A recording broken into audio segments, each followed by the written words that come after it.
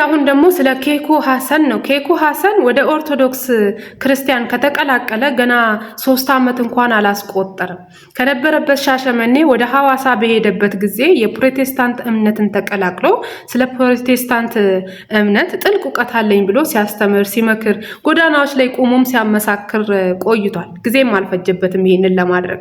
ከዛ በኋላ ግን ወደ ነበርኩበት ሃይማኖት እመለሳለሁ፣ የነበርኩበት ሃይማኖት የዘሬ የደሜ ነው ብሎ ወደ እስልምና ሃይማኖት ተቀላቅሎ ቆይቷል። ወደ እስልምና ሃይማኖት ተቀላቅሎ በቆየበትም ሰዓት አብሮት ሲያገለግሉ የነበሩ የፕሮቴስታንት እምነት አገልጋይ የሆኑትን ወንድሞቹን እያመጣ ሲያሰጣ ቆይቷል። ለዚህም መረጃ ከፈለጋችሁ ላመጣላችሁ እችላለሁ። ነገር ግን ዛሬ መናገር የፈለግኩት ምንድን ነው፣ ወደኛ ሃይማኖት ሲገባ ግን እምነቱን አውቆት ነው ወይ ፈልጎት ነው ወይ እየተከተለ ያለው? ለዚህም ደግሞ ግንዛቤ ሊኖረው ይገባልና እባካችሁ በቤተ ክርስቲያን ውስጥ ያደጋችሁ እነ ሚኮ እባካችሁ አንዳንዴ ጥሩትና ላይቫችሁን ከፍታችሁ ስለ ሃይማኖታችን እውቅና እንዲኖረው ብታስተምሩት በዚህ አጋጣሚ መልእክቴን አስተላልፋለሁ። እና አሁን የስኬትን መንገድ የመረጠው እዚህ ጋር ነው። እንግዲህ በክርስትና ሃይማኖት ሲመጣ ምንድን ነው ያደረገው? ቀጥታ ቤተ ክርስቲያን ላይ ጣቱን መቀሰር፣ ገዳማት ላይ የዞሩ ገዳማትን የሚያግዙ ገዳማት ላይ የዞሩ አባቶችን የሚጠይቁ ወንድሞች ላይ ጣቱን መቀሰር ጀምሯል። ይሄ ትክክለኛው መንገድ ነው፣ ለሱ የስኬት መንገድ ነው ማለት ነው። መንጋው በጣም አስገራሚ ነው፣ ያግዛል፣ ያበረታታል።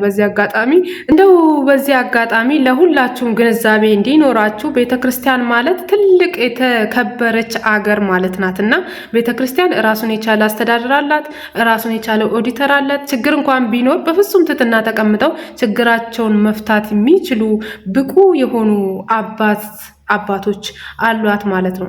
እንዲሁም ደግሞ በቤተ ክርስቲያን ውስጥ ያደጉ ወንድሞች አሉ፣ ለቤተ ክርስቲያን የሚቆሙ ቤተ ክርስቲያን የሚያግዙ እርዳታ የሚያሰባስቡ። ይህ እርዳታ ደግሞ ምንድን ነው ኦዲት ይደረግ ምናምን የሚል ድምፅ እየወጣ ነው። ይህንንም የሰማሁት ከሱ በኩል ነው። እና ቤተ ክርስቲያን ውስጥ እንደ አንድ ሰው ይበላሉ፣ ይጠጣሉ፣ ካህናት አሉ፣ ደሞዝ ያስፈልጋቸዋል እና ለእነሱ ደሞዝ ይከፈላል። ይህንንም የሚከፍለው በቤተ ክርስቲያኑ በኩል ነው እንጂ የትኛውም ሌላ ተቋም መጥቶ ለቤተ ክርስቲያን ውስጥ ለሚያገለግሉ አባቶች ደሞዝ የሚከፍል ሰው የለም። እንዲሁም ደግሞ ቤተክርስቲያን ውስጥ እድሳት አለ፣ ግንባታ አለ። ያንን ሁሉ የሚደረገው በዚሁ በእርዳታ ብር ነው ማለት ነው። ስለዚህ እባካችሁ እንደው አንዳንዴ ስለ ቤተ ክርስቲያን አውጥቶ ማንም ሰው መጥቶ ቪዲዮ ሲሰራ ከማበረታታችሁ በፊት የዛን ሰው ታሪክ ማወቅና ያ ሰውስ ስለዚህ ጉዳይ ምን አይነት ግንዛቤ አለው ብላችሁ ማሰብ ማስተዋል ይጠበቅባችኋል ማለት ነው። እና ኬኩ ሐሰን በዚህ አጋጣሚ አንተ የተከበረ ሙያ አለ፣ አንተን የሚያፈምስ አንተን የሚያሳድግ ብቁ የሆነ ሙያ አለውና በዚህ አጋጣሚ በራስህ ሙያ ብትሰራ ራሱ እኛ ከጎንህ ልንሆን እንችላለን። ኢትዮጵያ ላይ ደግሞ በጣም ብዙ የተበደሉ አሉ፣ የተጎዱ አሉ። ከነሱ ጎን ሆነ ፍትህ እንዲያገኙ ብትሰራ በቂ የህሊናም እረፍት ነው፣ በቂ አንተም ደግሞ የምትፈምስበት መንገድ ሊሆን ይችላል ማለት ነው። ስለዚህ በዚህ አጋጣሚ ኬኩ ሐሰን የህግ ባለሙያም ነው።